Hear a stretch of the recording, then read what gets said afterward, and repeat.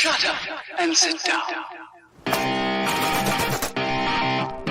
I am a radical libertarian. And we don't want the government to do a damn thing. The current state of politics is unsustainable, politically, economically. You deserve better. It is about supporting, platforming, and assisting the people who are out here actually doing the fight. You just take an issue that's important to you and do something. There you go. You are part of that declaration against tyranny. Because no one brings tear gas to a gunfight. This conversation gives me a little more hope for the future. The one, the only. Fight for liberty. This is the cherry on top.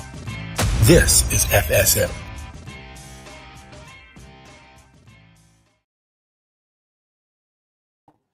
Hello, everyone, and welcome back to Fight for Liberty. I'm your host, David Fite, here to get you guys fired up about the men and women out here making the world a freer place. Tonight, we have a very special guest all the way from the land down under. But first, we're going to hear real quick from our sponsors, as always. First up, Zoom, brought to you by the same wonderful people that made the Mycadelic Grow Kits and the mushroom grow kits that I've been telling you guys about for years on this show. Now they have Zoom, which is a wonderful little tablet. I can actually show it to you. I have some. They come in these wonderful little sample packs. If you want just two, that's what I had at the National Convention. It was a very, very good night. So definitely go on over. I'll throw that link back up so you guys. It's zoom.com, XUM. Go check them out and try those out. It is a wonderful psilocybin analog substance that it gives you a little bit cleaner of a trip than mushrooms, a little bit shorter of a trip than mushrooms. And on the biggest advantage, this is completely legal in all 50 states. So go check it out. They're an awesome company, and we love supporting them. Our other sponsor for this show is Proud Libertarian. Wear your libertarianism on your sleeve, literally, with some great apparel, accessories, and other merch from Proud Libertarian. They make t-shirts, they make hats, they make bumper stickers. They've got a little bit of everything, whether it's just general libertarian messaging you're looking for, or some hardcore anarchist stuff, or stuff in support of various candidates, both current and former. You can find almost all of that over at proudlibertarian.com. Use promo code FSM to get $5 off your first order. And like I said, they have just about anything that you could want to be able to tell everybody you're a libertarian without actually having to talk to anybody. So it's kind of a win-win there, right? We'll go check them out. Without further ado, though, we have a wonderful guest for you tonight. He is a world-renowned documentary filmmaker, an author, an activist, and political commentator. He wrote the book Good People Break Bad Laws, as well as making the film Battleground Melbourne about the COVID regime in Australia. He's on a world tour now talking about libertarianism and racking up the awards all over. So please join me in welcoming Mr. Topher Field. Topher, thanks for joining us. Thank you, David. That's very, very kind, and it's nice to be stateside. Well, welcome over. You're where I just left. I just dipped out of Texas for a little bit. So yeah, right. Welcome to it's my favorite state, though. So well, in the last 4 days, I've done London to Dallas, Dallas to DC, DC to Dallas. So I don't know what time zone I'm in, or frankly, what planet I'm on. But I'm here with you, and I know that much. There we go. Well, welcome on. So I'll start off the first question with going kind of all the way back and ask, which came first, the love for film or the love for politics?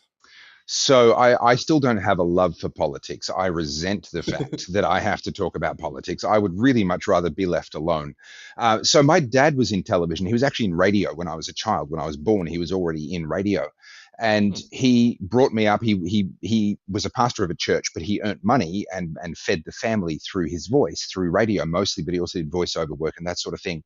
Then in my local home city of Melbourne, Australia, which is where I moved to, and my family moved me there when I was 2 years old, and I'd called that home all the way up until the COVID madness that I'm sure we will be talking about later. During that time, my father, a thing called Channel 31, a community TV station, opened up. Okay. And my father got involved in that from the very founding of it, and was involved for the better part of 2 decades. And so over that time, I ended up just learning how to hold a microphone, swing a camera, find your focus, how to edit. I was editing back on tape machines. We'll be using deck-to-deck tape machines long before computers and non-linear editing took over. And the idea of being able to undo a mistake was very, very novel. It was very exciting when non-linear editing came out. So I'm steeped in the background of all of that.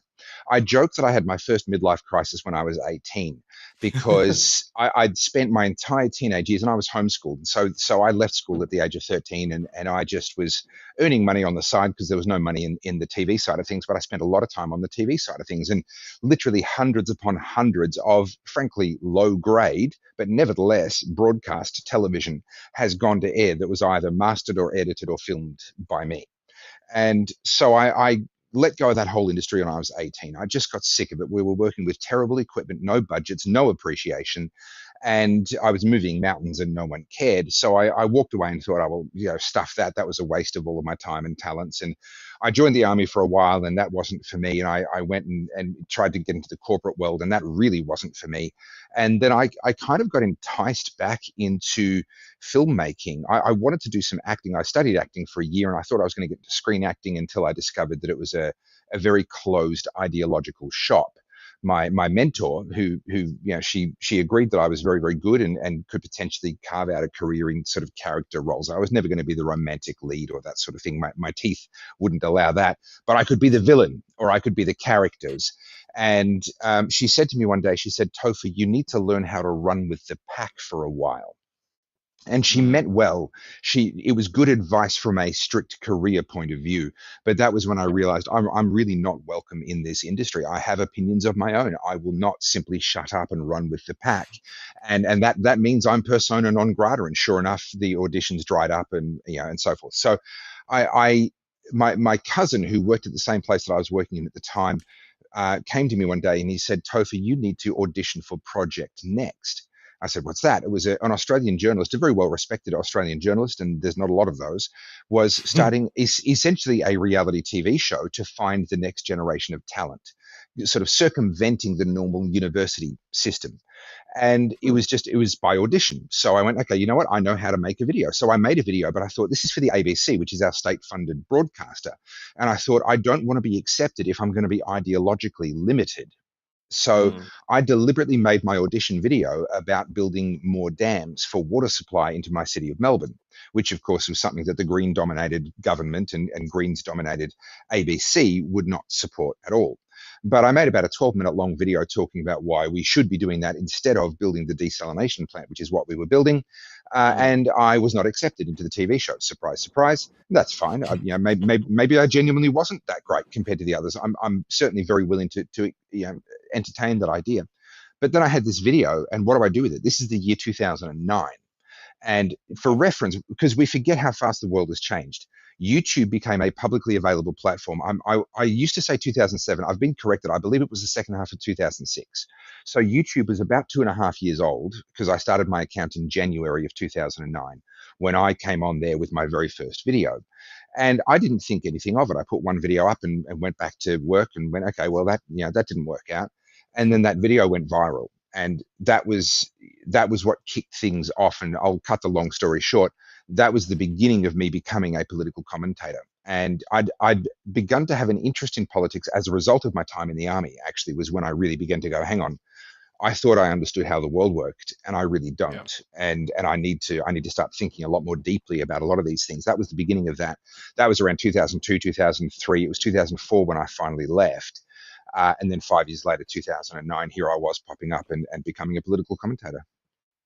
That's awesome. That's what YouTube, or one of the original things that YouTube was supposed to be for, was that, independent journalism and whatnot. And now it's getting dominated again by very like corporate kind of stuff, I think. And the production quality bar on YouTube has been risen quite a ways, where it's kind of priced out a lot of that independent journalism and the the other ones have kind of gotten co-opted, in my opinion. Yes and no. I'm gonna disagree with you lightly on that. The opportunity, the capacity to produce at a high quality is now the easiest that it's ever been, and I can say that because I came up at a time before digital and nonlinear and everything else. You know, I do my editing now on a thing called CapCut. It is the most ridiculously, childishly easy editing platform that I've ever come across. You know, I had to do crash editing on decks, and then I had to teach myself Adobe Premiere when it first came out, and the manual was like a telephone book, and every time you needed to find a function or teach yourself something new, you had to try and think of what they might have called that function and use the index at the back to find that word, and then look at every single page that mentioned that word, and then you'd dive in and discover that actually that wasn't the word that was related to the name of the function, so you had to come up with a different description for that function in order to fish and find. I just need to turn snapping off on the timeline. That's all I want to do, and it's a half a day chase. So I taught myself that through that process, and you know, now with the click of a couple of buttons, you can import a thing, you know, remove the background, add subtitles, do this, do that, and it's insanely so. Quality is now insanely easy, and people are complaining about AI. Oh, AI is going to flood everything. Well, all AI is doing is making it even easier to produce something of a minimum quality standard. But the bottom line is, humans want human connection, and humans want story. And this is where I believe that the human element will always be essential. And no matter how high the quality, if you can bring people along on a journey and tell them a story and connect with them at a human level, you're always going to do better. And by do better, I don't necessarily mean have a bigger following. I mean have a bigger impact. You are going to have a deeper relationship with your audience. You're going to have a bigger impact on your audience. They are going to come with you on your journey and support you and believe in you and barrack for you. Or I think you guys call it rooting for you, rather than barracking.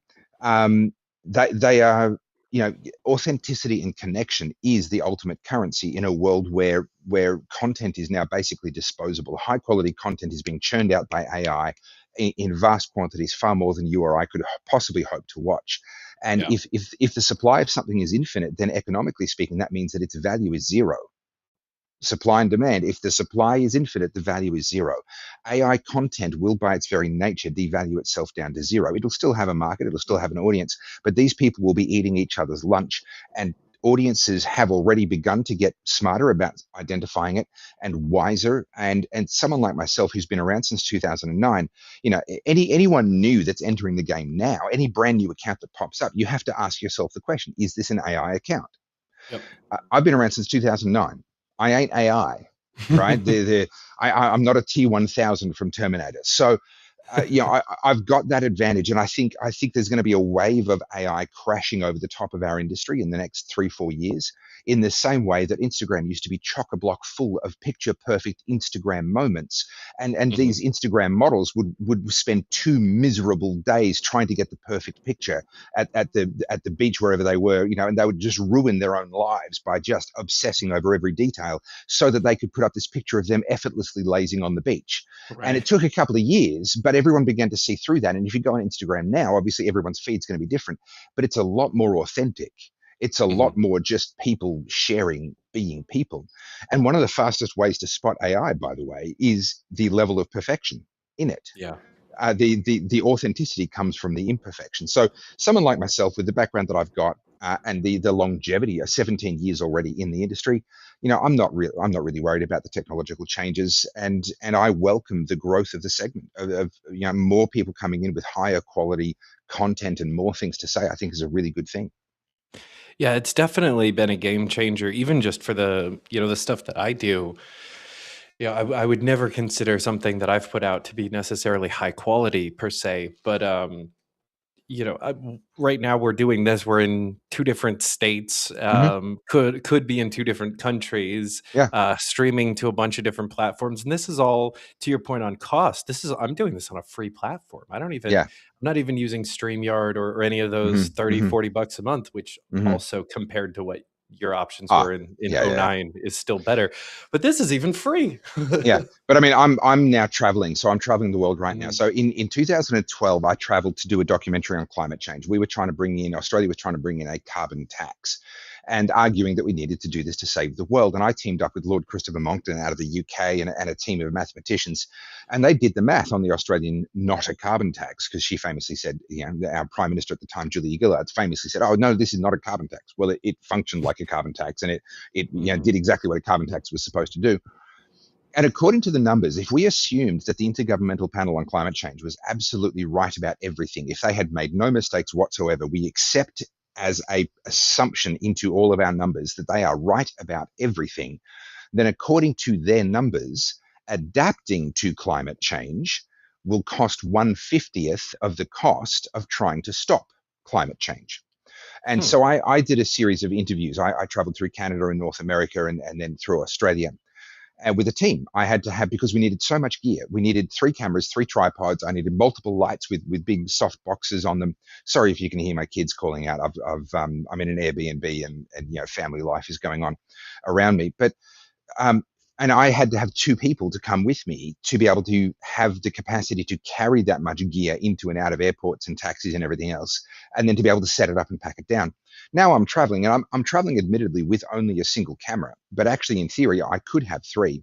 But I have a camera, I have a monopod that'll stand up by itself, I have a laptop for editing on, I have a light, and I brought a softbox with me with a light stand, and all of that now is so compact and so lightweight that I've got that plus my clothing for a week at a time between washes, plus 2 suits and 2 pairs of shoes, and just a backpack with carry-on, and I have not had to pay for any extra luggage at any point. Right, nice. I'm traveling with a single suitcase and a single carry-on with a production studio in my carry-on, and it's such a and that change has happened in only 14 years. Yeah, it's incredible how well you can travel with that kind of stuff now. I just moved half of my life from Texas to Kentucky in 2 suitcases and a carry-on. Yeah. That was, mostly closed in the 2 suitcases, and then I have a backpack that fits all 3 of my cameras, all 4 of my microphones. Everything is just all in one backpack. Yeah, see, when you're moving your studio in a suitcase, that's called being compact. When you're moving your entire life in 2 suitcases, I think that's called being poor. I think it's a slightly different thing. It's a slightly different There is thing. also that element, yeah. I'm glad you've got a sense of humor, because as I was halfway through saying that, I was like, am I about to really offend him here? I don't know. Oh, not at all. No, I'm broke as hell. I can admit that with great pride. But yeah, it's nice, and I go to a bunch of conventions and do media at those kinds of things often, and my biggest struggle had been that for a few years I was working off of a desktop, so I was actually traveling that's with painful. a tower in the back of my car, and been 2 there, done monitors. that. Yeah. But other than that, the rest of the equipment fit into a backpack smaller than the computer. You know what I mean? Yeah, absolutely. Alrighty, well, we're probably not here to talk about podcasting and gear. Not too much. So let's talk about the book first. Sure. Good People Break Bad Laws. Yes, they do. I love the title. I couldn't agree with that as a fact more. Hang on, I might need to stand up a little bit. There we go. There you go. Yeah. So tell me, where did the idea for the book come from, and the title, and then tell me a little bit about making it. So COVID, the whole COVID thing happened, and my life changed radically. I made the decision very early on that I was going to stand up and be loud. And I was one of the only public figures.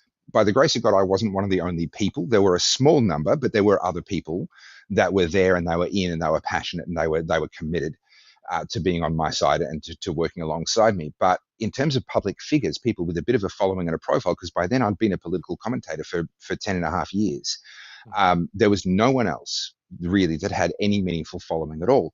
There were people that had followings that I knew agreed with me, and they would tell me in private, but they didn't have the guts. They lacked the courage to risk anything by agreeing with me publicly. So that turned into an absolute shit show. That couple of years of my life was particularly unpleasant. It was very hard on my family. And in many ways I'm still recovering from that. There's a long tail impact, in terms of your mental health and all that side of things that kind of sticks with you, and you discover things that you're like, oh wow, I thought I'd worked through that, and you discover years later. I saw friends getting shot with rubber bullets by the cops. I saw the brutality and just the sheer heartlessness with which people, in some cases people that I knew, police officers that I knew, I know them at a personal level, And I saw the approach, the attitudes, and that breach of trust, that sense of betrayal, that lives with you, that stays with you, and it affects you for a long time. So I came out of that era, that period. I made the documentary Battleground Melbourne, which you can watch for free, by the way, anyone watching this. If you just go to topherfield.com, that's my website, click on the documentary tab, and it's right there. You can just watch it. It's won 14 film awards around the world, including the Anthem Film Festival. So I'm speaking at Freedom Fest next week in Las Vegas, and they run the Anthem Film Festival. And 3 years ago, when I released this documentary, they actually gave me the Best Libertarian Ideals Award at the Anthem Film Festival for that film. And you can just watch it for free on my website. And so I made that, but I had to make that in secret. I was still under bail conditions. They arrested me and prosecuted me, and I fought them for 2.5 years, and eventually they dropped all the charges because they were bogus in the first place. But when I made that documentary, the lockdowns were still happening. The violence hadn't actually stopped yet. When we started filming, we didn't even know what the ending of our own documentary was going to be. So we were interviewing people, and I had to craft my questions around, like, this could go in multiple different ways from where we are now, and I have to be able to cover for and make an ending of this documentary for a range of variables. And we were doing it in secret. And when we were filming, when I was on set, we had to have lookouts in place because we were concerned that we would get raided. And if they found me on set, or potentially if they raided us because they knew that I was on set, that would be a pretext for them to just lock me away, and I'd stay in jail until who knows when. So yeah, that was the nature of that's genuine underground illegal filmmaking, and that's what gave birth to the documentary Battleground Melbourne. Now, what happened though was, through that journey and through that process, by the time I finished the documentary, the violence was over. The police actually backed down, and I cover that in the documentary. So that was one of the alternate endings, and that's what sort of happened. And I had people coming to me though, and they were saying, what I realized through this process was, we're very good at recognizing the importance of civil disobedience in hindsight. Once we're like 30, 40, 60 years on from the events, as a culture, we are very willing to say, you know what, those people were breaking the law, but it was for the right reasons and they did the right thing. But at the time, they were arrested and prosecuted and everything else. And then here I was engaging in genuinely peaceful civil disobedience, and I'm getting beaten up and arrested and everything else, and I'm being, vilified in the media and rejected by friends. And I realized we have not gotten any better at recognizing the importance of civil disobedience in real time, as it happens. And that was what gave birth to my first book, was the realization that I need to create a layperson's defense of civil disobedience in the modern age, in real time. And so what I did was I actually wrote it with my niece. She was about 12, 13 as I wrote my first book, and she was about sort of 14 as I wrote my second book, which I'm sure we'll get to. And I wrote it with her in mind because I wanted this to be suitable for a teenage reading level, a teenage audience. Now, she's a smart teenager, but still a teenage reading level. And I wanted it to be accessible to people who hadn't read all of, Murray Rothbard or Ayn Rand or, Alexis de Tocqueville. Like, I didn't want to be trying to add to that body of knowledge. Number one, because these are brilliant people that I don't really know that I have much to add. But number two, because it's just not going to have an impact. It's not going to be read if my work is going to be downstream of theirs. I wanted to intercept people who were just going about their lives and they were not going to think about this stuff at all. And I wanted to intercept them and actually introduce these ideas to them in the first place. So I wrote it to be a very fast read. Now, not fast as in time. I mean, they're 300 and something pages long, but the momentum built into the writing is very, very high. I'm using short words, I'm using active language, and I'm mixing up anecdotes from my time of living civil disobedience with political history and heroes from the past, with philosophy. And the philosophy of libertarianism, really, the questions around, where does the government get its power from? Where do we get our power from? Where do our human rights come from? And again, I'm doing this from the perspective of, this is the very first time this reader will have been presented with any of these ideas from anything other than a Marxist perspective. Let's assume they went to high school, maybe went to college. They've had plenty of Marxism shoved down their throat and nothing else. So I wrote that book as a defense of civil disobedience in the modern age. I put it up on Amazon and obviously told my followers about it. It became a #1 bestseller in one of the categories that I picked. I don't remember which one, political philosophy or something like that, a fairly niche category, but nevertheless, Amazon #1. But then I had another problem, which was I had people coming to me saying, how could you possibly advocate for civil disobedience when you call yourself a Christian? And I said, well, because I've read my Bible. That's why. Right. It's so incredibly obvious. Like I am a Christian libertarian. How can you be a Christian and a libertarian? I'm a libertarian because I'm a Christian, right? It's literally flowed out of me reading my Bible and trying as best as I can to practice what it preaches as much as any human being can, right? Mm-hmm. And so I had to write my second book, which is titled Good Christians Break Bad Laws. And this is a theological defense of civil disobedience. It dives into all the usual passages, Romans 13, 1 Peter chapter 2, verse 13, Jesus in the tribute coin, all the stuff that people take a really shallow interpretation of. They don't dive into the Greek. They don't know what the coin was. They think that that's irrelevant. He just needed a coin. No. Jesus called for that coin, a very specific coin, very specifically for very good reasons. And he drew the everyone's attention to both the image and the superscription. The words that are on that coin matter, and we know what those words were because we found them in those exact tribute coins in archaeological digs. And if you're interested in that, we can go into that. But once you actually dive into those verses, look at the Greek language, look at Peter and Paul and their lives. These are the people that wrote those verses. Look at the situation that Jesus was facing. Why did he draw attention to the coin? Then you try and marry that up with the life of Moses, the life of Daniel, the life of Esther, the life of David. You go through all of these heroes of the faith, and you can look at early church as well. And you just realize every single hero in the Bible is in breach of Romans 13 and 1 Peter chapter 2:13, if we believe it the way that it's currently preached. Mm-hmm. But clearly we shouldn't be, because all of the Bible is true all of the time. And so when there's a contradiction, there isn't actually a contradiction in the Bible. There's a lack of understanding at our end. And once you deepen your understanding of all of those passages, I actually think that one of the greatest and gravest sins facing the modern church and facing even our culture is idolatry in the form of worshiping government. And I believe that the church is actually guilty of that, as well as our culture. So I published my second book, and that actually went bestseller as well, again in some sort of niche category, but nevertheless, 2 best-selling books on Amazon and a very, very successful 14-time award-winning documentary, all stemming out of the aftermath of what were the worst years of my life and of many people's lives.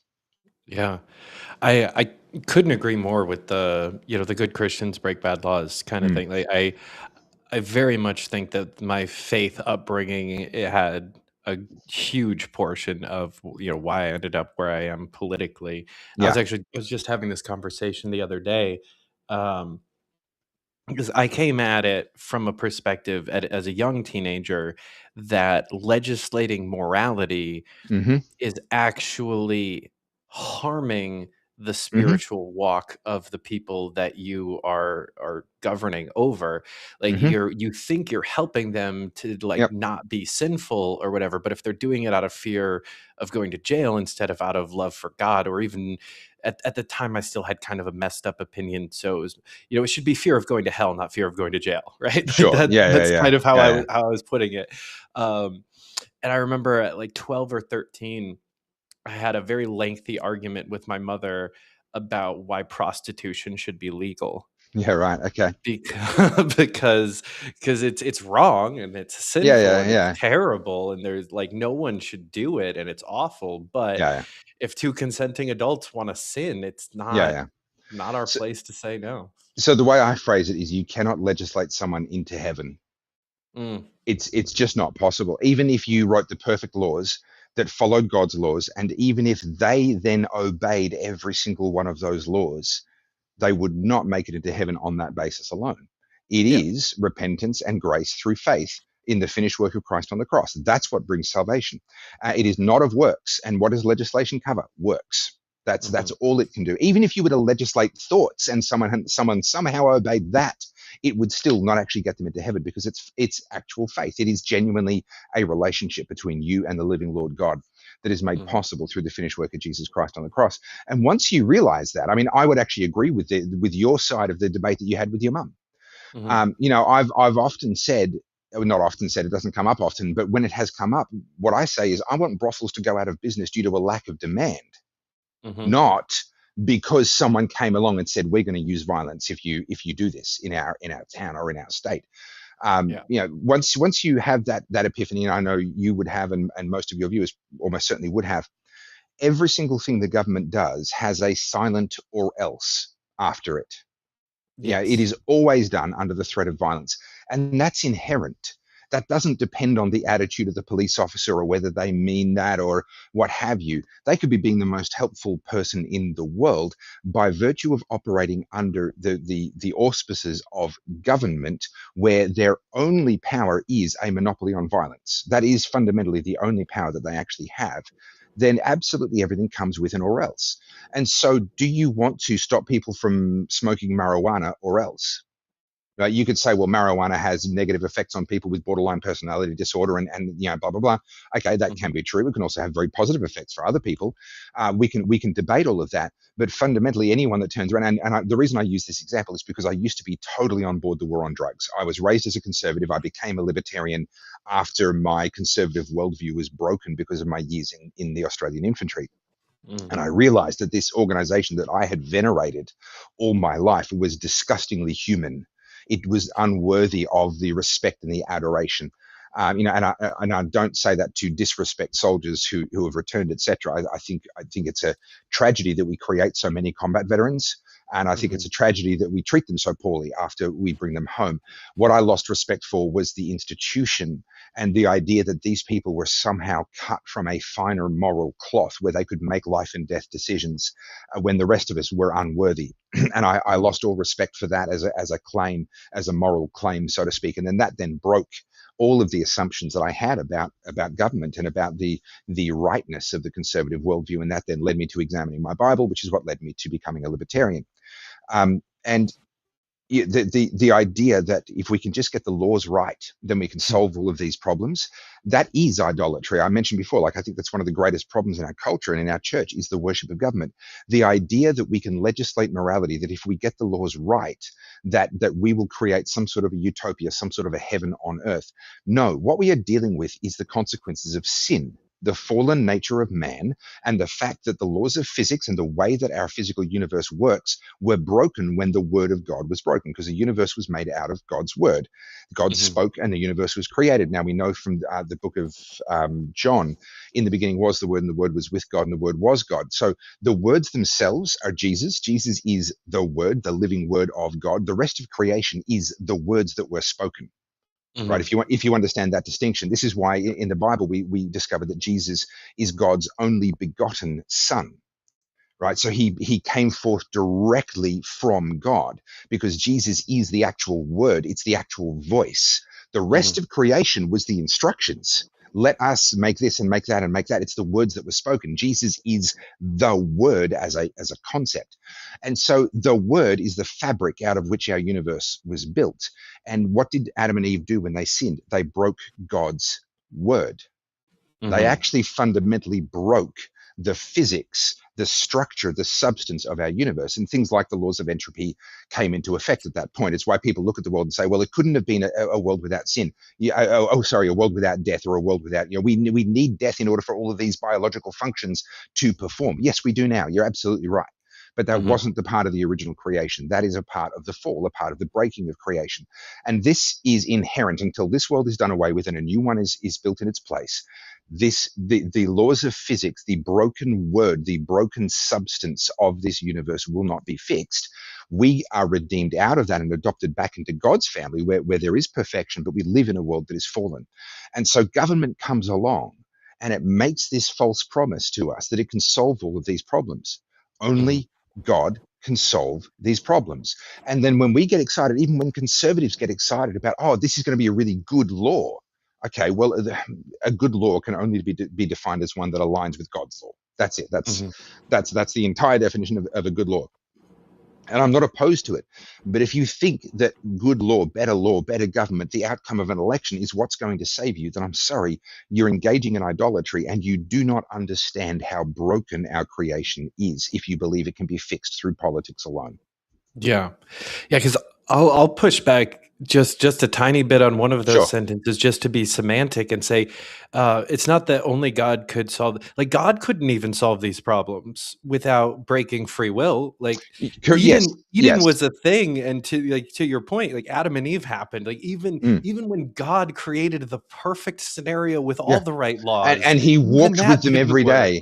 Like he Yeah. walked with them every single day, and yet, right? No, you're entirely correct, and that's because of a decision that God has made around authority and around the authority structures that He's put in place. He placed creation under man. Man then disobeyed God, and creation went with him. And this is why ultimately God has to do away with this creation and make a new one. So yeah, no, I take your point. Mm. It's extremely full of hubris to think that you can out utopia Eden and have it work. Yeah, Like, yeah, that's right. That's it's right. just not It's absurd, possible. and we can actually get really quite specific about this idolatry. I talk about 1 Samuel chapter 8, which is where the children of Israel went to God and said, "Hey, this whole judges thing, it's got flies on it. We don't like it. We want a king like what all the other nations have." Now, the thing we've got to remember is the system of judges that God instituted. It was born out of the time, the period of Exodus, when Moses was in charge of the children of Israel, and then ultimately they were coming to him with all of their issues, and he was spending all of his time judging the children of Israel, and he had no time for anything else. And so they instituted a system of judges, respected members of society that people could go to in order to have an issue arbitrated. And then God codified that into law in the Torah. And ultimately, the law became, yes, the 10 Commandments that we know, but there were also about another 3 books. You could read it all in about 3 days, actually faster if you were just going to sit there and read from dawn till dusk. That was all of the laws that God gave them. And He gave them a judicial system, judges, to arbitrate disputes. And there was nothing else. He didn't even give them a Sanhedrin. He didn't give them a Senate. He didn't give them a Congress. There was no mechanism for writing more laws. So when God instituted the system of judges, not only did He say, these are all the laws that you need, He said, these are all the laws that you're ever going to need. You don't need and you won't need more. I'm not giving you a mechanism to add to these laws. Then the children of Israel come along about, 400 and something years later, and they go to the prophet Samuel and they say, listen, you used to be a good judge, but your kids suck. And they did. And there were lots of corrupt judges throughout the history of the children of Israel. But instead of saying your kids suck, how do we need to turn back to God so that we get good judges again? They said, no, your kids suck. We want a king like what all of our neighbors, all the other nations have. And Samuel went to God. So this is 1 Peter chapter 8. This is 1 Samuel chapter 8. And it's reinforced in chapter 12 as well, when the coronation of Saul actually happens. Samuel goes to God and says, this is what they've said. And God says in reply to Samuel, they are not rejecting you as their judge. They're rejecting me as their king. And then says this very specific thing. He says, this is the same sin that their ancestors committed when they were in the wilderness, making golden calves and bowing down and worshiping them. So what God literally says to Samuel is rejecting God's design for this incredibly minimal government that does nothing more than dispute resolution, and saying, no, actually, we want a king. We want to have a power structure that is over us. That is idolatry.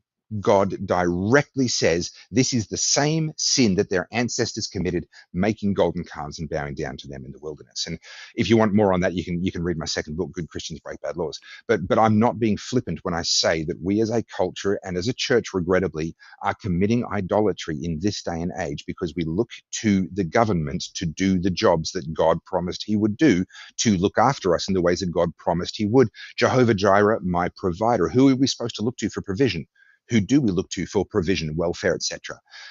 Jehovah Tzidkenu, Jehovah Nisi, Jehovah Rapha.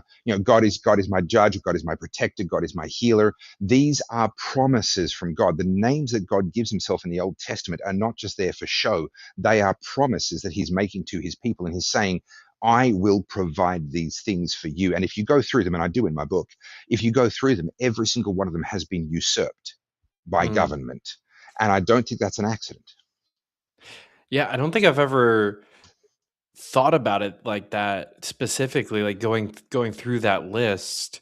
And yeah, they're basically, as at least how we have it in the US, those are all cabinet positions. Yeah. Like directly, like Department of you've Health, got Department of Defense, Department ministries. You've got 3-letter agencies for all of the instead of having the Jehovah names of God, you've got 3-letter agencies. Let's put it that way. Yeah. Yeah, and you're right. They map over Yep. Almost And exactly. all right, so let me take that one step further before we probably need to move on, because if there's non-Christians listening, they're going to be sitting there going, "Come on, guys, are we done with the God bothering yet?" Let me just add one more thing to that. What we've got is a situation where the agencies map directly over the names of God, but God actually warns the children of Israel in 1 Peter chapter 8, and then reminds them again in First Peter. Sorry, I keep saying Peter. 1 Samuel chapter 8, and then reminds them in 1 Samuel chapter 12. These are the things that this king that you want to reign over you will do. He will take a tenth of your vineyards and a tenth of your olive groves and a tenth of your flocks and a tenth of this and a tenth of that, and you yourselves will become his slaves. Now, it's not crystal clear, but I'm going to buttress it with something else in a minute that I think makes it crystal clear. The implication, in my view, and I do get a bit of pushback on this, and I have to admit it's not crystal clear.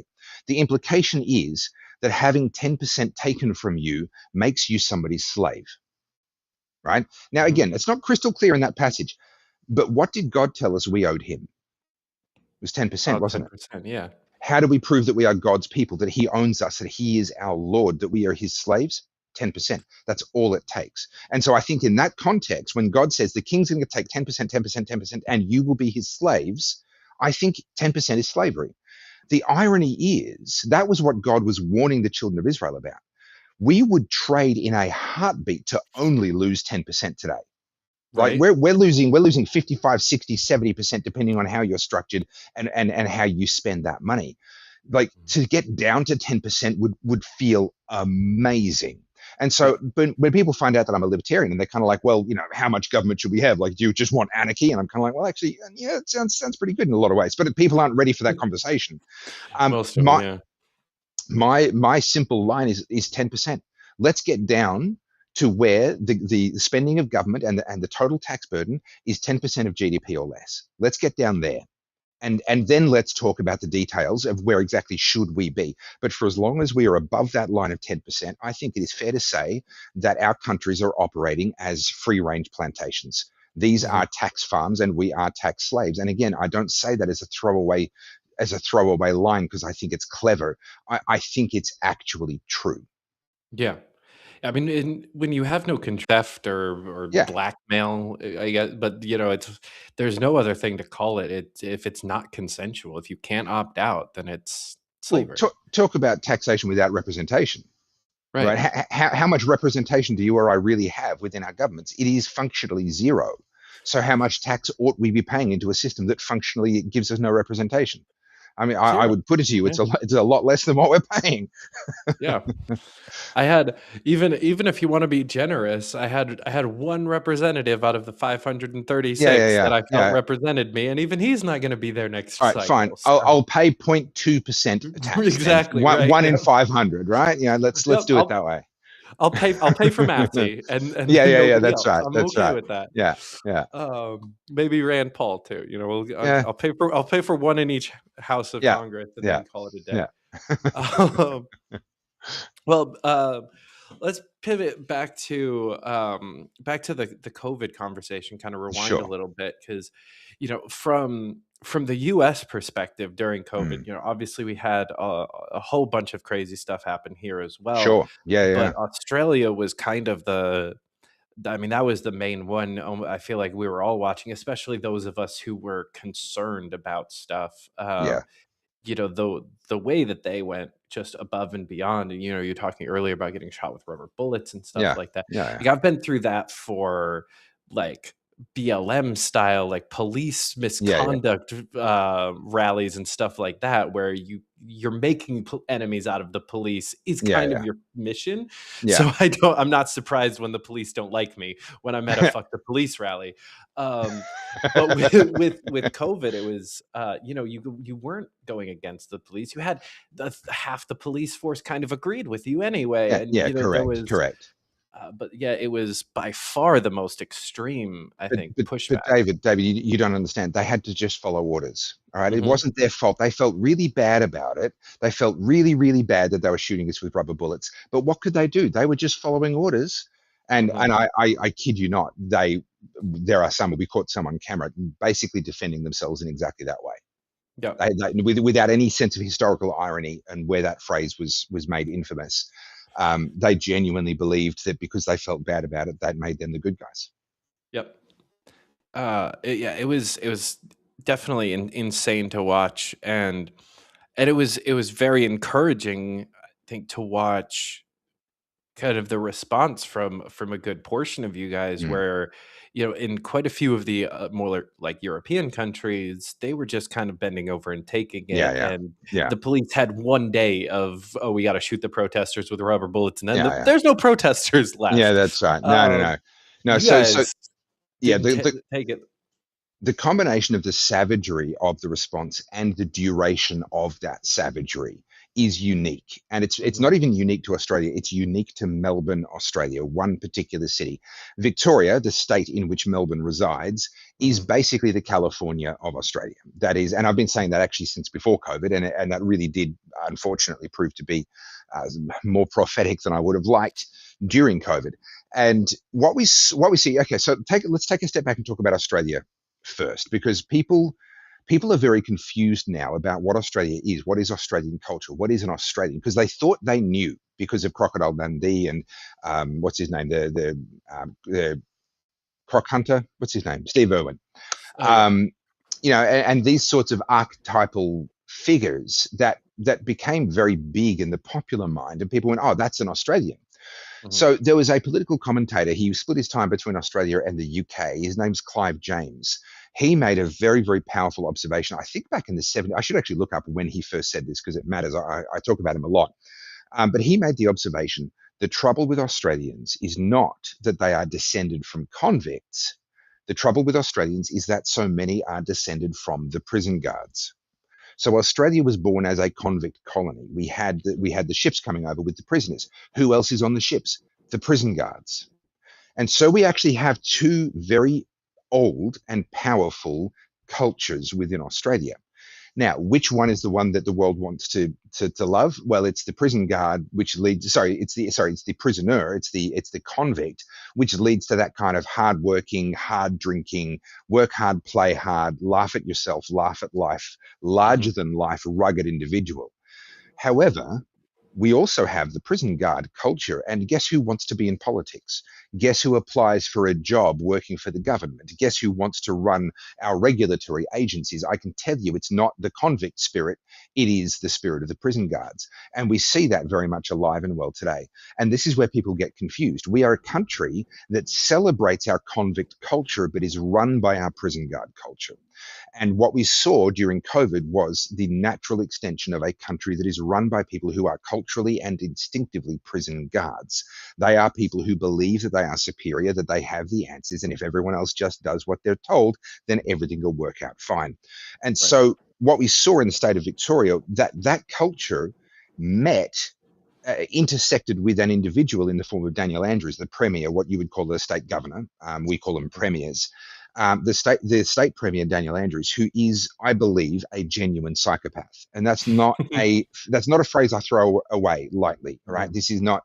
There are strong reasons to believe. Now, people who research this stuff, they'll say that approximately 1% to 2% of men are going to be either sociopathic or psychopathic, and that they are highly overrepresented at the top end of politics and the top end of the corporate world.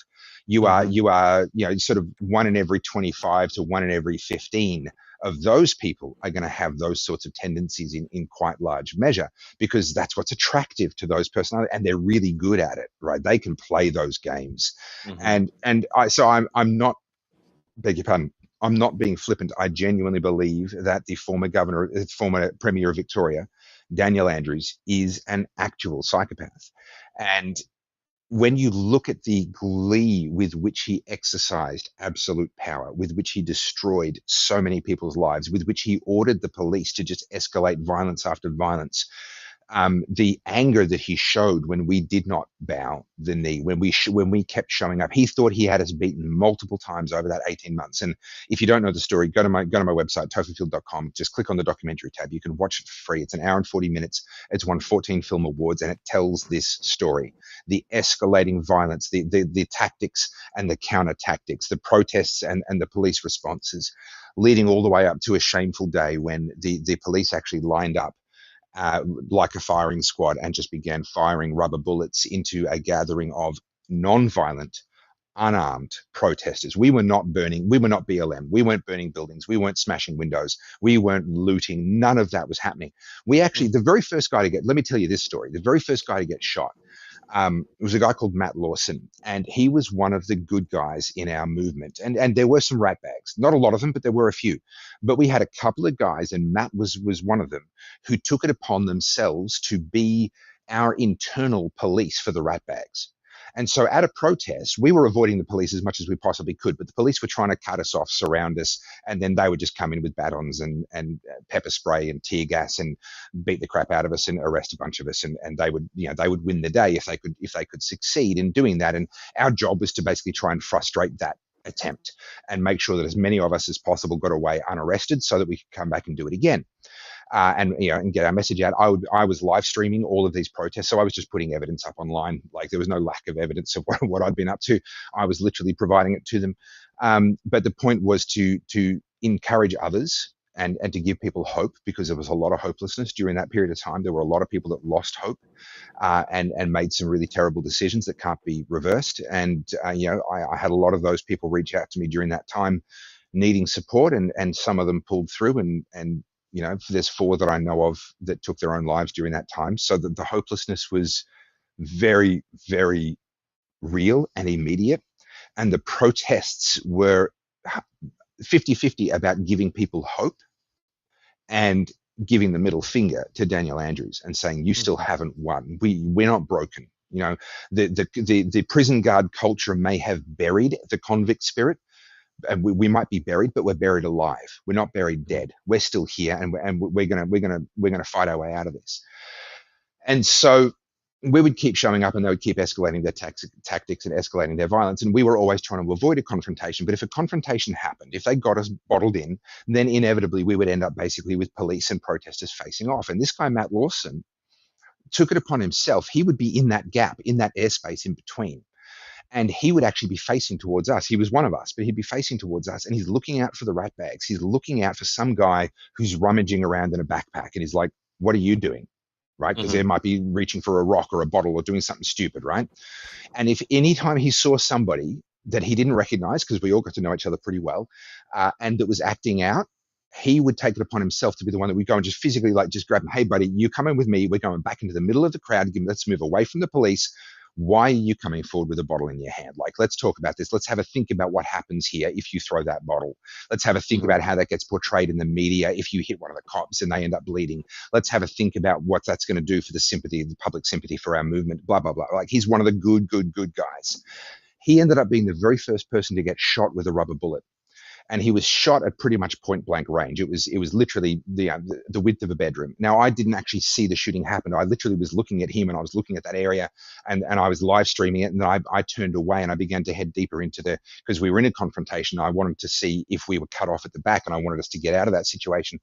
And then I heard the popping, and they fired multiple rounds, and he was the one that was hit. And it got him in there, kind of just below the sternum, right in that sort of the softest part.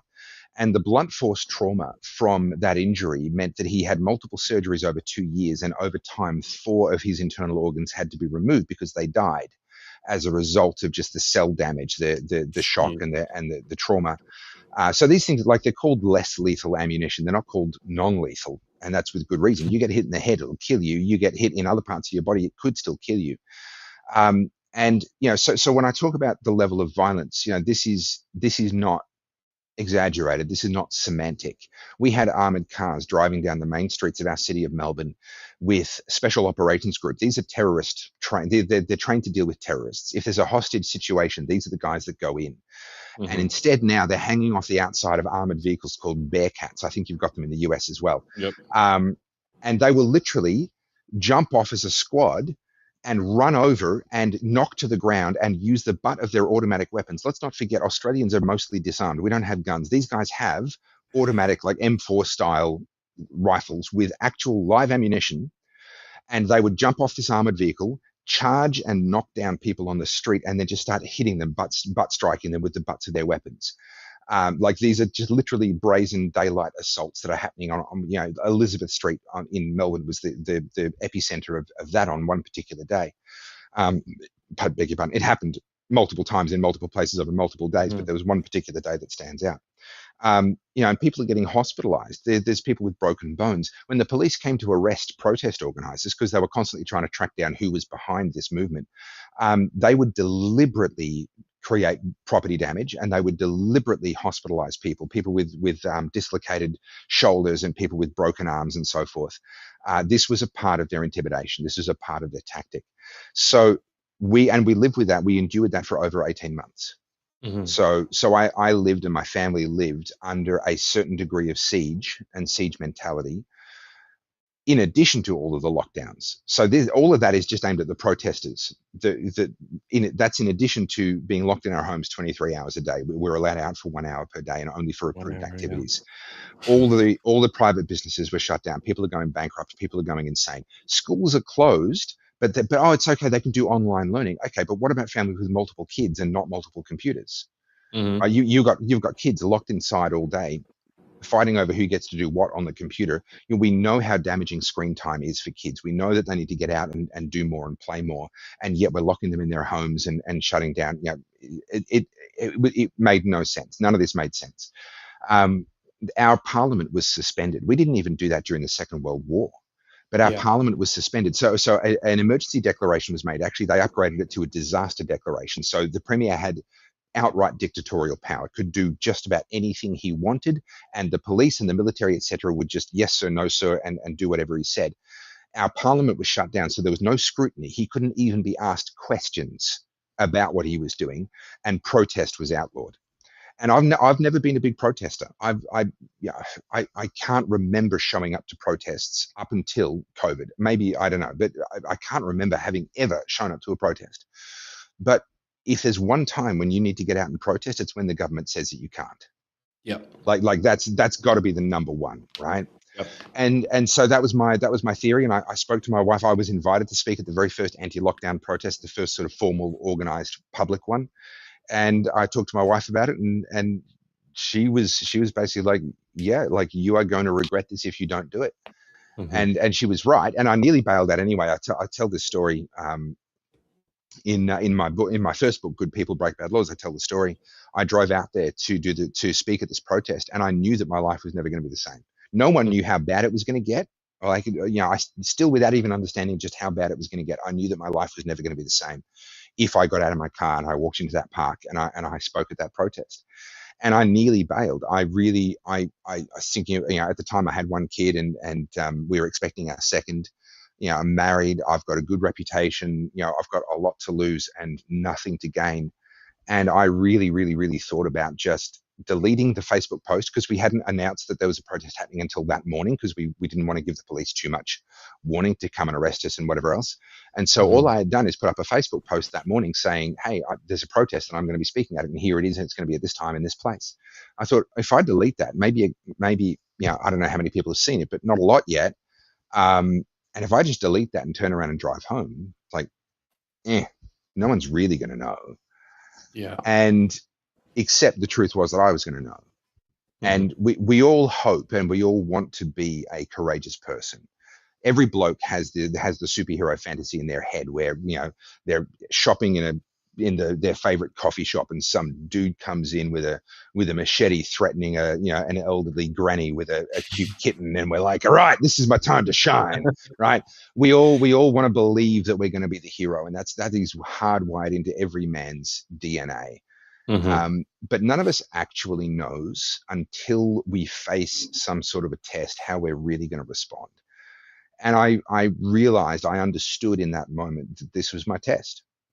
And that if I actually walked away from something as simple as getting out of my car and walking into that park and experiencing whatever consequences would follow, then I could never again lie to myself and pretend that I had the guts to do anything when it mattered. And I'm not willing to live like that. So what I actually did in order to make myself do the right thing, I actually started live streaming. I went onto Facebook and I actually started a live stream. And I sat in the car and I talked for a couple of minutes. And I had about 30, 40,000 people following me at the time. And I waited for a few hundred people to have joined that live stream. And I was talking all the while about where I was and why I was there and what I was doing. And I did that so that once I saw that number climb up above 100 people, I'm like, well, now if I bail, not only am I a coward, The world knows that I'm a coward, right? Before I started that live stream, maybe I would have known that I was a coward, but no one else really needed to know. But I kind of bullied myself, manipulated myself into actually just crossing that threshold. And that changed the direction of my life, probably forever, certainly for a couple of years. But now, I mean, I'm touring the world. I'm talking about civil disobedience, and I'm talking about, in this particular tour, I'm talking about the 250th and the spirit of 1776, and the fact that the problem with America today. And I know you hate it when foreigners come in. They're like, "Oh, let me tell you what's wrong with America today," and they always want to say, "Well, America should be more like Europe or more like the UK or more like Australia." No, that's not what I'm about. The problem with America today is that you have too much 1984, and you do not have enough of the spirit of 1776. That's the problem, right? You guys, you don't need to be more European. You don't need to be more Australian. You don't need to be more like the UK. You need to be more American, not the modern version, which is, let's be honest, the biggest, most powerful government. I mean, Henry, was it Henry III not Henry? George, thank you. George III, right? What he would have given to have the kind of surveillance, the kind of power, domestic standing armies in the form of police forces and sheriffs and everything else, like what he would have given to have the power that the US government has over the US people today. Like he would be laughing from his grave to think that your ancestors fought a war against his level of power. And yet modern Americans are not entirely silent, but many modern Americans are silent in the face of what their own government has become. You guys need to recapture the spirit of 1776, because my question for you, and this is what I'm asking, I'm on a 9-week speaking tour. My question is very simple. Congratulations on your 250th. If nothing changes, if you keep going the way you're going, will there be a 500th? There won't be a 300th in this trajectory, if in my opinion. Yeah. It's even crazier when you start to think about like the UN and NATO and some of the other things. I would put forward the hypothesis that Britain has more control over the day-to-day life of an American now than they did in 1775. Britain has more control over the life of an American than they did. Join some of those dots. I'm not in America, so join some of those dots. What makes you say that? With how much of our government and regulations and things like that being governed by our peace agreements and things like NATO and the UN and those types of things, even down to Apple changing how they the encryption thing. The charging port. There used to be two separate chargers. That's right. I don't remember if that was the UK or that was Germany, the EU. I think. No, I think that was the EU actually, turned around and right. said everyone has to use the same charger and it's going to be USB-C.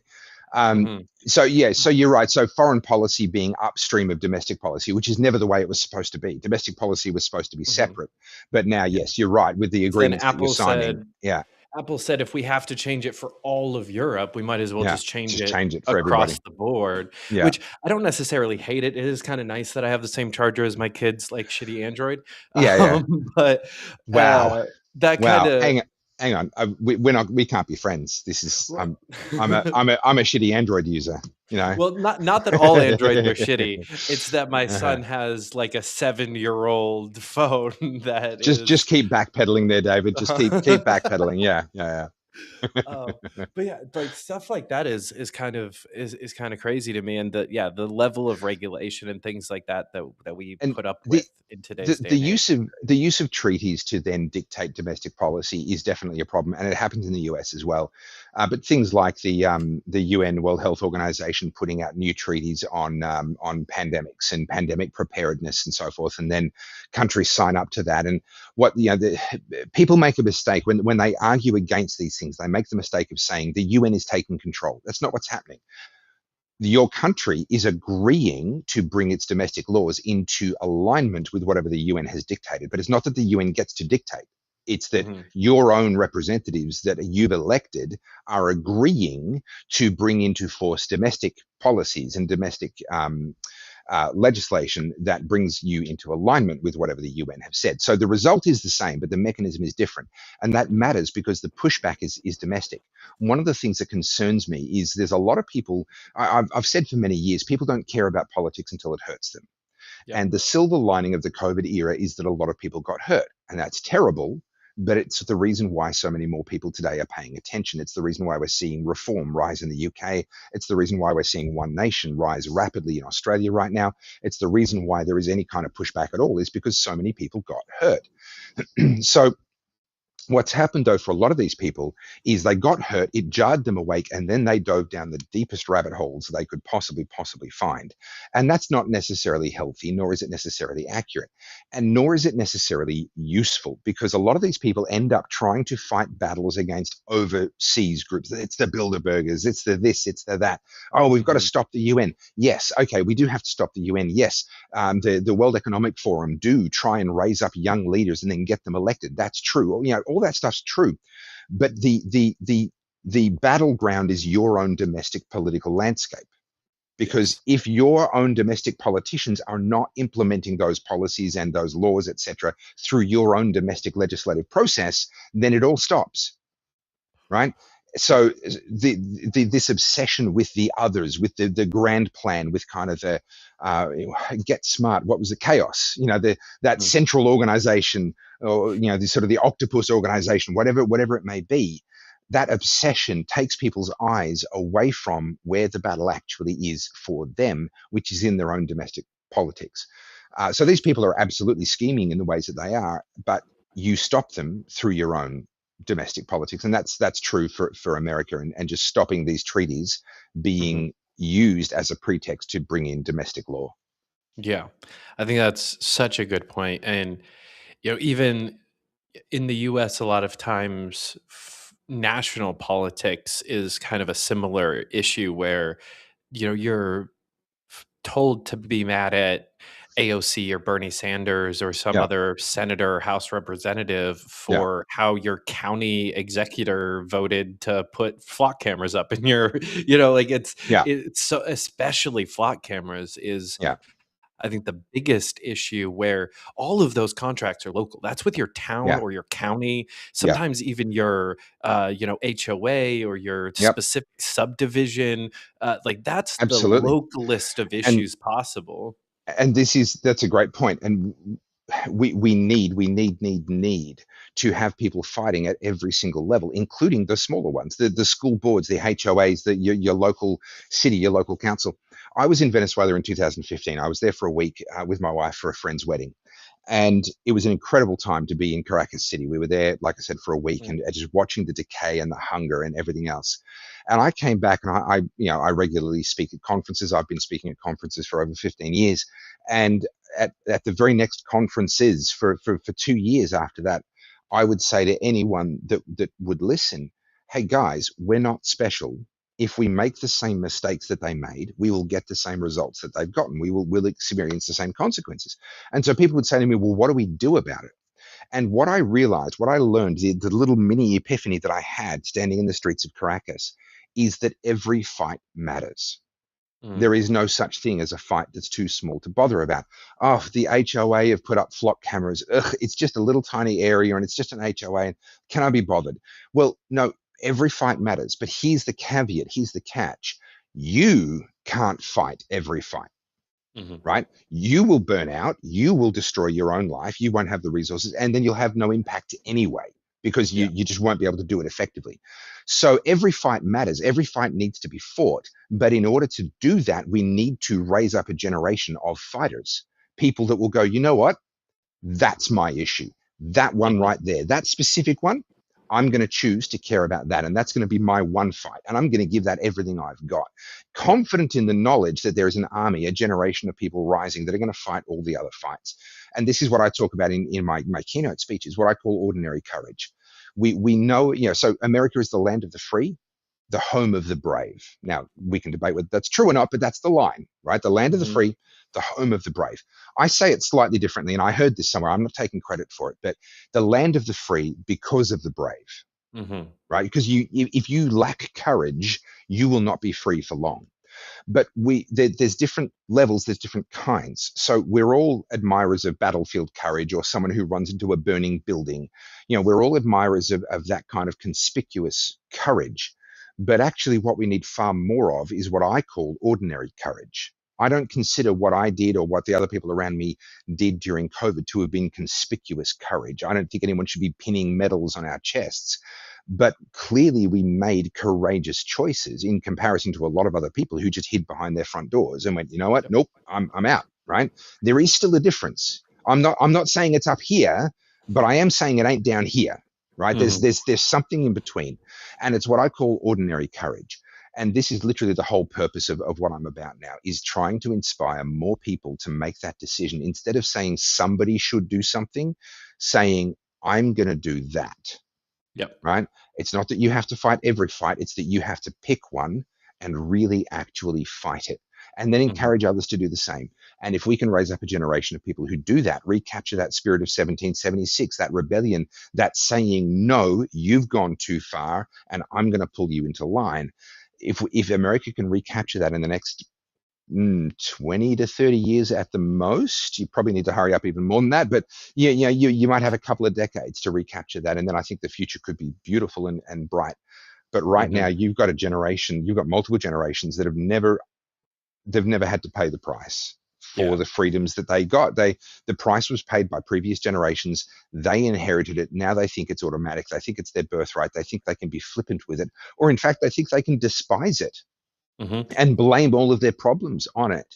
And I'm sorry, you're not going to make it to your 500th. And I think your assessment, you're not going to make it to your 300th, is probably not wrong, unless you can recapture the spirit of 1776.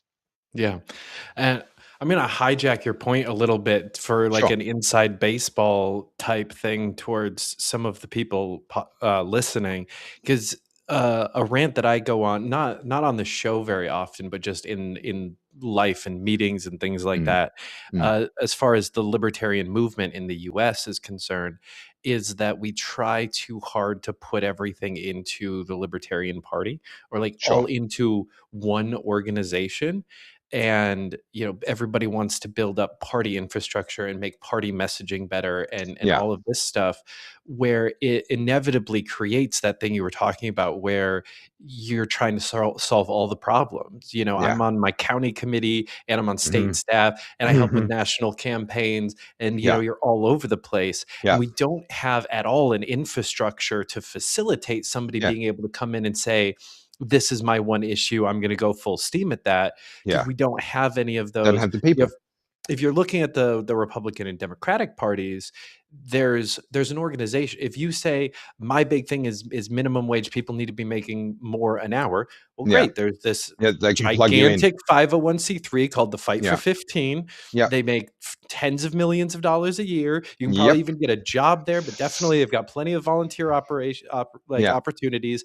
That's where you go, and you can spend the next 10 years in that organization and still doing other stuff, still caring about other stuff, but that's your focus. We don't have nearly the depth of organizations like that, and we don't have the funnels to push people back and forth between the party and those organizations. So when somebody joins the party, we don't say, oh, what's your main issue? Okay, go join that organization and do the issue. We ask them, what's your main issue? And then we try to make them do it within the party. And then we yell at them for not having the right main issue. And then we tell them that they have to focus on some other issue. And so one of the biggest things I've been advocating for the last few years is more PACs, nonprofits, and organizations like that are single issue, that we can bring people into, like the flock cameras. If that's what you care about, here's an organization, and just run with it. So your point is absolutely correct, but one of the exceptions to that point is when an issue really captures the public imagination.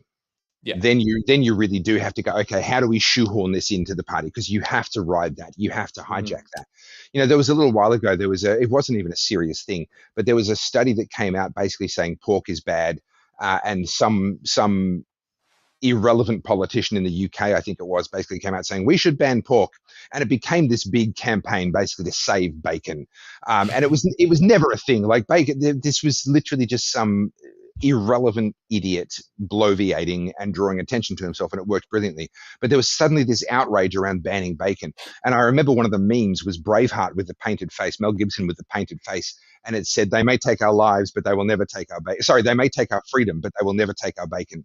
You know, and so you can capture those sorts of moments and really bring them in. And things like the flock cameras can be these really sort of zeitgeist issues that if you can just capture that lightning in a bottle and make sure that your party is on that issue at the right time, then that can be really, really beneficial. I've said for a long time, everyone is a libertarian in at least one area. And almost every libertarian is a non-libertarian in one area as well. And of course, if you've ever been to a libertarian conference, you know that all we do is point at each other and call each other communists and statists and accuse each other of not being pure enough. But the inverse is also true. Almost everyone is a libertarian. I beg your pardon. I had a hurried dinner and it's repeating on me. Almost everyone is a libertarian in at least one area.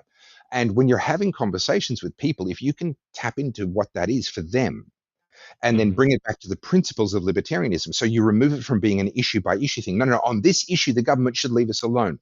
Great. Why do you think that is? Because the government's messing it up and making it complicated and hurting these people over here. You know what? That is so insightful. You are absolutely right. And can you imagine, like, if that's happening in that area, imagine how much damage the government's doing in like every area. Like, do you think that's unique to that one area? Do you think? And just get them to answer that question. And then all of a sudden you're having this conversation. You can start to talk about the principles of libertarianism, but you've got to start by meeting them there with one issue that they already are a libertarian on. And things like flock cameras rub a lot of people the wrong way. And that's that one issue for them. And if you can tap into that as a party, that's a huge opportunity. Yeah. And it's so much easier to talk to them about that one issue if that's what your organization is about. You know, if you're running an anti-flock camera organization rather than a anti-government organization, then you talk to the people who are libertarian on that issue. You don't talk to the people who aren't. You know, you might get haters or whatever, but they're irrelevant. They're hating on you. They're not joining up. And you don't have to have the conversations about like the roads or abortion or like the borders and whatever other thing they might not be libertarian on. All the red flag issues. Right, you don't have to talk to that with them for months. You know, they might join your organization, volunteer with you, help spray paint flock cameras all over the place, and over months and months of hanging out and conversations, then they start to like get to know kind of your ideas. And this is where I give a talk that I titled Anarchy Apologetics, where I talk about how the way that Christians are trained to evangelize most sects of Christian maps over to how you can actually get to libertarians, where the way that we do it right now doesn't really work, because you can't make someone a libertarian. You can't argue someone into libertarianism. It's got to be an way epiphany. You can't save someone else. They have to do it. So it takes lots of conversations. It takes just living a libertarian lifestyle in front of them and them going, oh, why do you tip so well? Why do you clean up after yourself when we go out to dinner? It's like, oh, because I believe in human respect and I treat people around me with courtesy and like subsidiarity, taking responsibility for your own stuff. All of that. Now, David, I've probably only got another 10, 12 minutes with you. I've got my family with me here in the Airbnb, so I probably need to get back to them. So did you have some more questions we haven't touched on yet? I think we hit all the ones I had written up. Okay, good. So, but before I let you go, you've mentioned it a few times, but just give people one more kind of overview of how they can find your books, the documentary, all the shows, and then where you're going to be in the next couple of weeks, so people can So at Topher Field on all the socials. I'm mostly YouTube, Facebook, X, and Instagram. Instagram probably not so much. That only gets half of my stuff, but YouTube, Facebook, and X are my three big platforms that everything goes out on. And topherfield.com is my website. You can find the shop there. That's where you'll find both of my best-selling books. You'll find my multi-award winning DVD. You'll find a range of merchandise in t-shirts and hoodies, caps and stickers, and a bunch of different designs. However, your audience would be American, so you're probably better off getting the books from Amazon, because then you don't have to pay the shipping from Australia. The other thing is the documentary. Click on the documentary tab on the website. You can watch it completely for free. And I will mention there's actually 2 videos on the documentary page. The first one is the documentary, 14 Film Awards, hour and 40 minutes long, very, very powerful. But then if you keep scrolling down, you'll get to a second video, and that's hosted on YouTube, and it's age restricted on YouTube. So you have to be logged in on YouTube to see it. But if you click on it, it'll take you to YouTube and you can watch it. And that is a live stage presentation that I coordinated, I directed for CPAC Australia. So you'd be familiar with the CPAC conferences, Matt Schlapp and all of his work. And they've gone global, and we've got Andrew Cooper is the coordinator in Australia, does an amazing job. It's a phenomenal conference. And he came to me one day and he said, Topher, I'm going to give you a double keynote, so 40 minutes, which no one gets 40 minutes on a CPAC stage. I mean, maybe President Trump does, but in Australia, no one does. So they flew out Liz Truss, former UK Prime Minister. She got 20 minutes. Australian former Prime Ministers got 20 minutes. I got 40. But he gave me a very significant, a very specific brief. He said, Topher, I trust you. I'm giving you 40 minutes. This is your 3-word brief. Make them cry. Right? And from there, it was mine. I could do anything I wanted. And what was born out of that is actually to this day my proudest achievement from a creative and a storytelling point of view. It's the absolute pinnacle of all of my work. And if I die and that is still the absolute pinnacle of all of my work, I'm going to still be pretty happy with that. I don't feel the need to ever beat this. And thankfully, it was caught on camera, and it was filmed really well. So it's a session called Battleground Melbourne Live. And what I did was I got Matt Lawson, the guy that got shot with the rubber bullet that I talked about earlier. I got him. I got a woman by the name of Crystal Mitchell. She is a former cop. She spent 15 years as a cop. So she was raised by the state. She was a ward of the state, suffered terrible abuse, decided that she wanted to be there to help other people, and she was going to do it by being a cop. She overcame all of her issues and she became a cop. She spent 15 years in the police force, proud of what she was doing. And then COVID came along and she was disgusted by how the police responded and what they did and what they allowed themselves to become. So she didn't just resign, she publicly resigned in uniform on camera. And it was broadcast to the world and it sent shockwaves. And she was hoping that would trigger a string of resignations, and it didn't. No one, very few others had the courage. But nevertheless, I brought her into the project, and someone by the name of Carly, she's a small business owner, and she put up an Instagram reel about the reality of the COVID lockdowns and what it was doing to small business, and that even the assistance that the government was handing out, actually most small businesses weren't eligible. There were rules and regulations around who could get it, and most small businesses couldn't. And that went super viral. I think it was 40 million views, and this is a country of only 25 or 27 million people. And then the mob came for her. So a former business partner came out of the woodwork, published her address, published her phone number. She had people coming and banging on the windows and doors of her house and shouting vile threats through. This is when lockdowns were supposed to be on. Like, these people would violate the lockdowns to come and threaten her when they wouldn't for anything else. Her face was published on the front of her local newspaper that was circulated to a couple of tens of thousands of people right around where she lived. And it was a vicious campaign to try and push her to take her own life. That was ultimately the objective. And she reached out to me. She was one of the people on the brink that reached out to me. I had a lot of them reach out to me during that year and a half.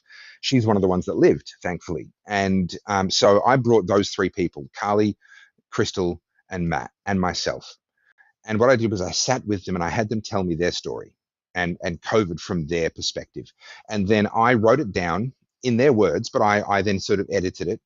And then I interwove the 4 stories. So what happens is there's 4 of us standing on stage, each at a lectern, and we take turns telling our story. And the spotlight comes onto the person who's talking at that moment in time. And in between our stories are clips from the Battleground Melbourne documentary on the big screen.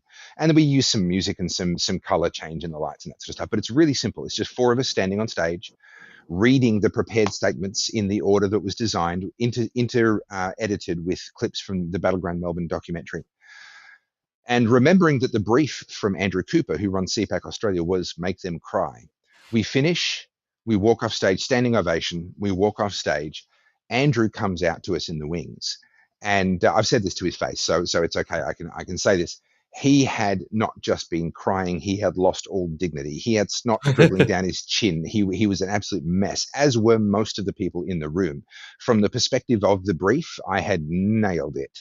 Nice. But it was incredibly powerful, and an enormous number of people, even people in Australia who obeyed and stayed behind the safety of their closed front door, had no idea just what was faced by the people who dared to say no.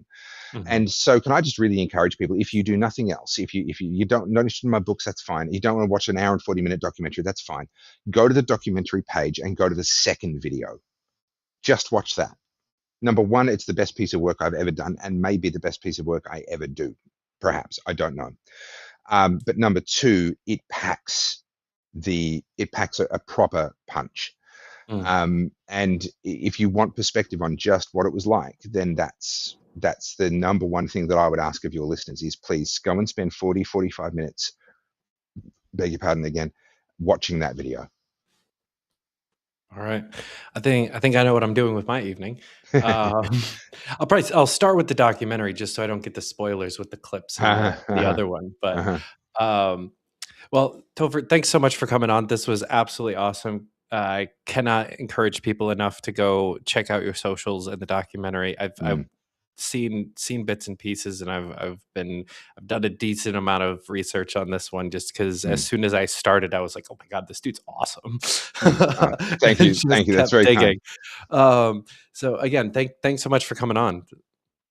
Mate, David, it's been an absolute pleasure. Any friend of Spike Cohen's is a friend of mine, and I'm very pleased to have made your acquaintance. Will you be at Freedom Fest? We'll see. I'm trying to work out travel and figure it out. But I should have mentioned I'm speaking at Freedom Fest. I'll be on the main stage on Friday morning. Then I am speaking. I'm doing some church engagements with Awaken Church in San Diego.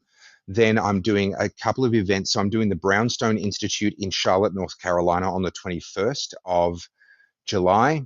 Okay. Then I head to Young Americans for Liberty conference in Cincinnati at the end of July. Then I go to Colorado for the Western Conservative Summit, which is, I think, the 30th of July or 31st of 30, I can't even remember how many days that month has now, and the 1st of August. And then I go back to Australia. So those are the main appearances, the main public appearances that I have left on this tour. Okay, well, if I don't see you in Vegas, I'll definitely see you in Cincinnati. Okay, great. At YALCon. Yeah. And for those watching, if you guys still want to try to make it out to Vegas, if you haven't gotten your tickets yet, code SPIKE100 will get you $100 off your ticket. So go do that. Freedom Fest is the best convention that we put on as a movement every year. It's fucking awesome.